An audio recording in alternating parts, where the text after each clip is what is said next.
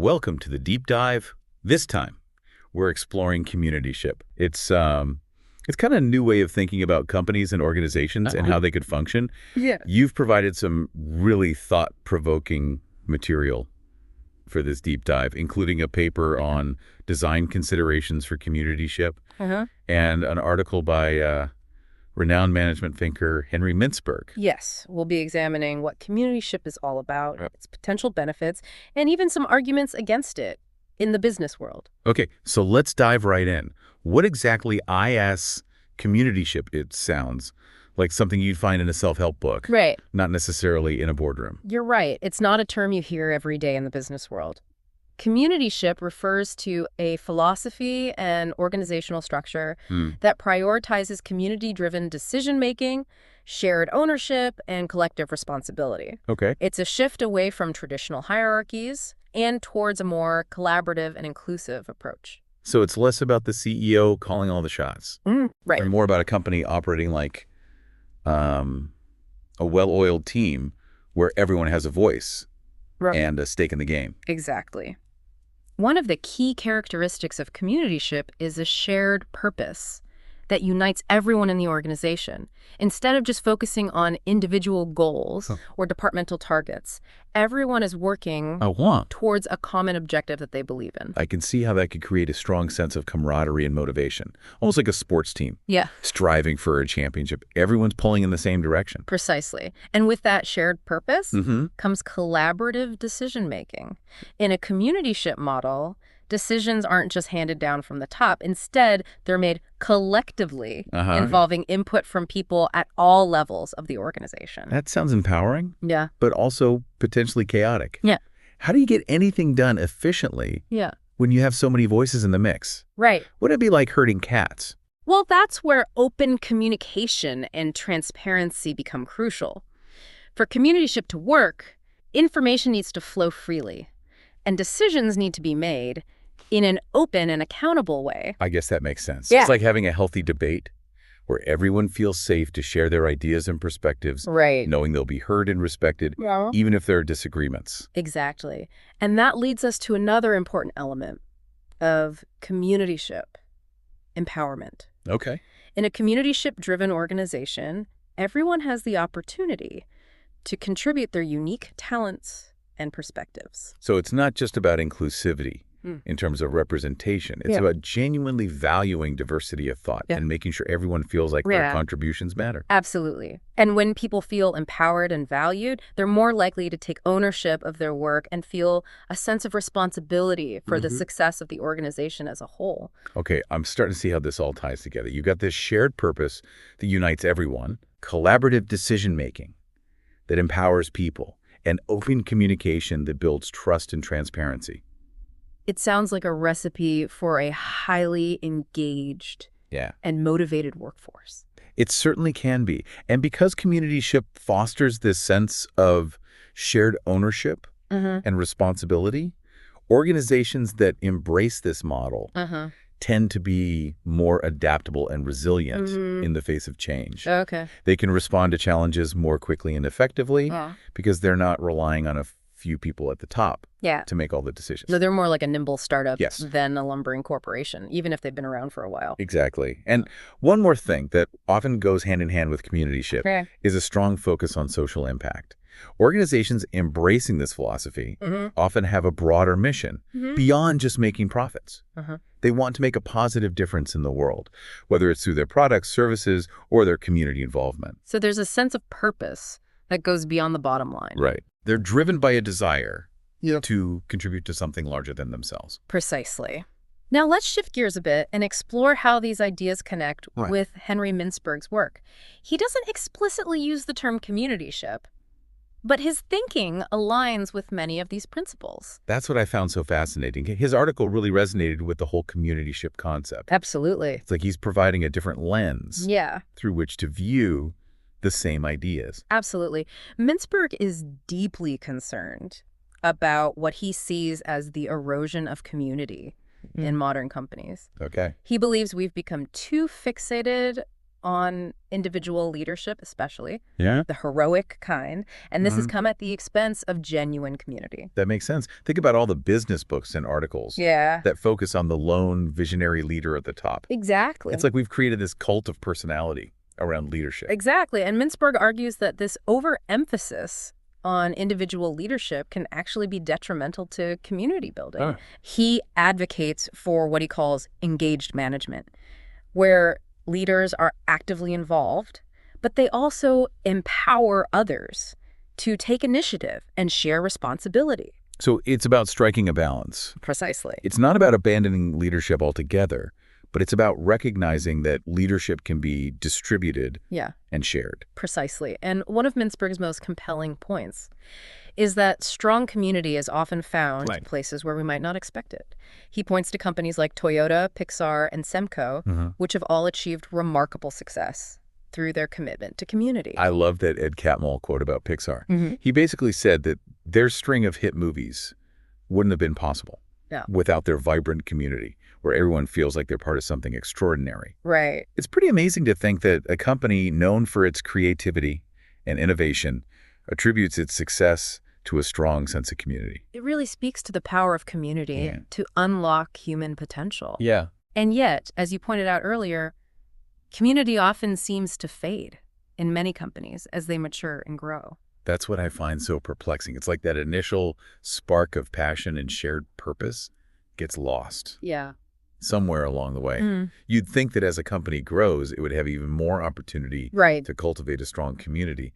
But it seems like the opposite often happens. You've hit on a key challenge that Mintzberg also addresses. He suggests that as companies mature, they often become bogged down in hierarchies, internal politics, and a relentless focus on short-term gains. And all of that can squeeze out the sense of community that was once so vibrant. It's almost like they forget that they're made up of human beings who crave connection and a sense of belonging. It becomes all about the numbers and the bottom line, and that human element gets lost in the shuffle. And that's where this idea of consciously cultivating communityship becomes so important. It's about recognizing that community doesn't just happen organically. It needs to be nurtured and supported, even, or perhaps especially as an organization grows and evolves. Yeah.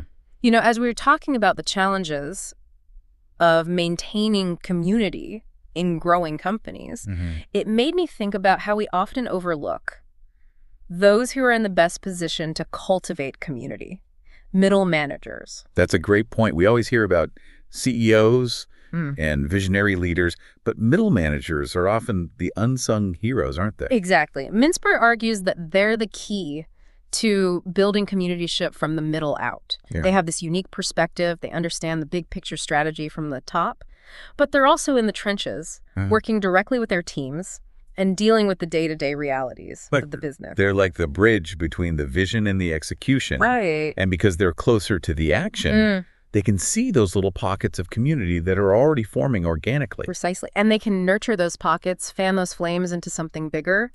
Mintzberg actually outlines 5 practical steps for developing communityship within organizations. 5 steps. Okay, I'm all ears. Walk me through them. What's the first step? The first step is to focus on small groups of committed managers. Instead of launching a top-down company-wide initiative, start with a few teams who are passionate about the idea of communityship and give them the freedom to experiment. It reminds me of that story you shared about your stepson, Phil Lanier, and those informal management learning meetings. He started at his company. Exactly. It wasn't a big formal program. It was just a group of managers getting together to share their experiences and brainstorm solutions. Exactly. And look at the impact those meetings had. They sparked a transformation that rippled throughout the organization. Wow. That's the power of starting small. Right. And letting those grassroots initiatives take root. So step 1. Empower those middle managers. Right. What's step 2? Step 2 is to encourage those groups to reflect on their shared experiences within the organization. It's about creating a space for them to step back from the daily grind and ask those deeper why questions. Why are we doing things this way? What's working, what's not, and what could we do differently? It's so easy to get caught up in the whirlwind of deadlines and to-do lists that we forget to pause and reflect. It's like we're on this treadmill and we're just running and running without really thinking about where we're going. Or why? Mintzberg actually said, managing is hectic, now more than ever, and the pressures of the workplace hardly encourage thoughtful action. What today's managers need most is to slow down and reflect. That is so true. Reflection seems like a luxury these days. Yeah. But it's really an essential ingredient for growth and innovation, isn't it? Absolutely. And that reflection leads to step 3.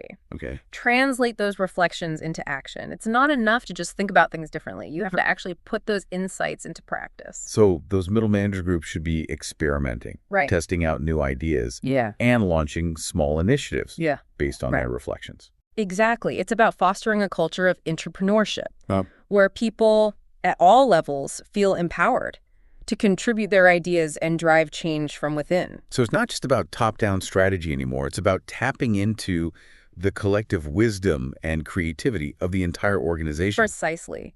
And as those small initiatives gain traction and show positive results, it creates a ripple effect. That's step 4, spreading communityship throughout the organization. It's like that saying, be the change you wish to see in the world. Right. If you can demonstrate the benefits of communityship in a tangible way, it can inspire others to embrace it as well. Exactly. And the more people see it working, the more they'll want to be part of it. That sense of commitment becomes contagious. Okay, so we've got those 4 steps. Empower middle managers, encourage reflection, translate insights into action, and spread the word. What's the 5th and final step? The 5th step is to extend that sense of communityship outward to the broader community beyond the walls of the organization. So it's not just about creating a strong internal community. Right. It's also about recognizing that a company is part of a larger ecosystem and has a responsibility to contribute to the well-being of that ecosystem. Precisely. It's about thinking beyond shareholder value and considering the impact of the company's actions on its employees, its customers, its suppliers, and the community as a whole. It's like that saying, no man is an island. We're all interconnected, and our actions have ripple effects far beyond ourselves. Exactly. And Mintzberg makes a powerful point about this. He says that a company that barely functions as a community can hardly be expected to care about any other community. That's a sobering thought, isn't it? Yeah. It really highlights the importance of building a strong internal community as a foundation for contributing to the greater good. Absolutely. Now, all of this sounds great in theory, but I'm sure you're wondering if there are any real-world examples of companies that are successfully implementing these principles. You read my mind. Are there any companies out there that are walking the walk, not just talking the talk when it comes to communityship? There are actually many companies, both big and small, that are embracing communityship in various ways. Okay. One fascinating example is the Mondragon Corporation, a federation of worker cooperatives based in the Basque region of Spain. Mondragon. I've heard of them. They're that massive employee-owned company, right? That's right. They're one of the largest worker cooperatives in the world, with over 74,000 employee owners. Wow. And their entire business model is built on the principles of democratic governance, shared ownership, and social responsibility. So it's like a company run by a mini democracy. That's incredible. How does that work in practice? Well, each cooperative within the federation is governed by its worker owners. They have an equal say in decision-making, and they share in the profits of the company. It's a very flat and decentralized structure, which empowers people at all levels to contribute their ideas and make a difference. That's amazing. And they've been successful. I mean, that level of democracy could lead to gridlock, couldn't it? They've been incredibly successful, not just financially, but also in terms of creating a stable and thriving community. They have lower unemployment rates and higher levels of social well-being compared to surrounding regions. That's inspiring. It really shows that communityship can be a viable and successful business model, not just some utopian ideal. Another great example is the Brazilian company Semco, which is known for its radical approach to employee empowerment and self-management. Semco, I've read about them. They have that policy where employees set their own salaries and working hours. Sounds a bit chaotic. It does sound radical, doesn't it? But they found a way to make it work. They have very few rules and hierarchies, and decisions are made through consensus. Okay. Employees have a high degree of autonomy and flexibility, and they're trusted to make responsible decisions. Wow, that takes a lot of trust.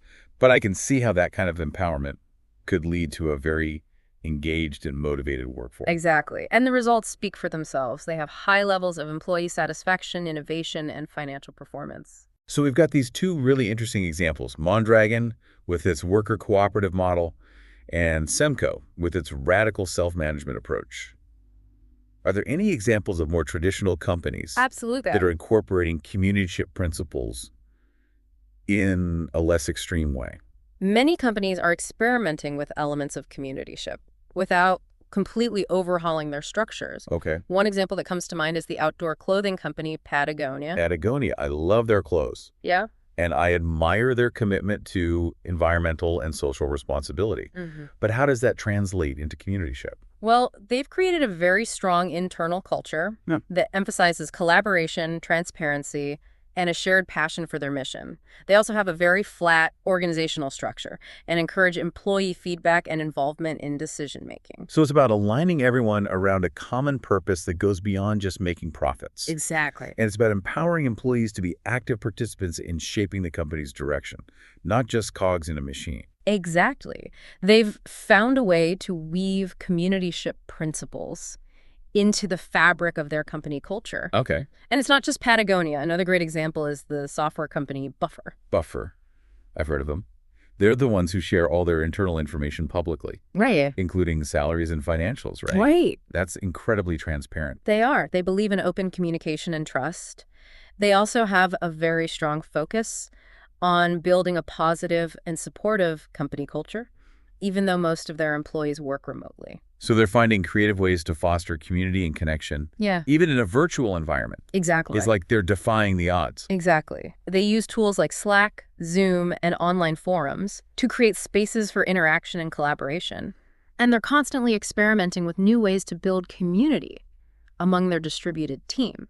It's really inspiring to see so many different companies finding ways to incorporate communityship principles, whether it's through radical restructuring or more subtle cultural shifts. It shows that communityship is not a one-size-fits-all solution. It's a philosophy that can be adapted and applied in various ways, depending on the unique needs and context of each organization. And it's not just about making profits. It's about creating a more humane, sustainable, and fulfilling way of working. Precisely. But you know, all this talk about community building raises an interesting question. What's that? Could there be a downside to all this focus on community? Could too much emphasis on the collective actually hinder individual growth and ambition? That's a really interesting question. It makes me think about those dystopian novels where everyone is forced to conform to this like rigid set of rules and individuality is completely stifled. Right. Is that the kind of community we're talking about? Building in the workplace? Of course not. It's all about finding the right balance. A thriving community needs diverse perspectives, individual initiative, and even a healthy dose of constructive dissent. A company full of yes men is hardly a breeding ground for innovation. Okay, that makes sense. But practically speaking, how do we walk that tightrope between community and individuality? How do we create an environment where people feel both supported and challenged? It starts with recognizing that communityship and individuality aren't mutually exclusive. They can actually complement and enhance each other. Imagine a workplace where everyone feels safe to express their unique talents and pursue their passions, knowing they have the support of their team. That's a recipe for both individual and collective success. It's like that old African proverb, if you want to go fast, go alone. If you want to go far, go together. Right. You need that individual drive and ambition, but you also need that collective support to navigate the inevitable challenges and setbacks. Exactly. It's about creating a culture where both are valued and nurtured. It's about leaders who empower individuals to take risks and pursue their own growth, while also fostering a sense of shared purpose and collaboration. It sounds like a leadership style that requires a lot of finesse, knowing when to step back and when to step in, when to push and when to support. It's not easy being a leader in a communityship-driven organization. It certainly requires a different set of skills and a different mindset than the traditional command and control approach. Okay. But think of the rewards a workforce that's engaged, motivated, and brimming with creative energy. That's a powerful competitive advantage. Okay, I can see a communityship could work, but let's be honest, the business world can be pretty cutthroat. There's a lot of pressure to prioritize profits above all else. Right. Can a company really be both community-driven and competitive in today's market? That's the million-dollar question, isn't it? And as we've discussed throughout this deep dive, there's no easy answer. It's not a guarantee. But I think it's important to remember that competition Doesn't have to be a zero-sum game. What do you mean by that? We're so conditioned to believe that success means someone else has to fail. But what if there's enough to go around? What if we could all succeed by working together, by sharing knowledge, by supporting each other's growth? Okay, now that would be a game changer. But how do we shift that mindset? How do we convince skeptical CEOs and investors that communityship isn't some hippy-dippy ideal, but a smart business strategy? I think it starts with data. Okay. There's a growing body of evidence showing that companies with strong communityship cultures tend to outperform their peers on a variety of financial and social metrics. They have higher employee retention rates, lower absenteeism, increased productivity, and stronger customer loyalty. So it's not just about feel-good vibes. There's a clear business case to be made for communityship.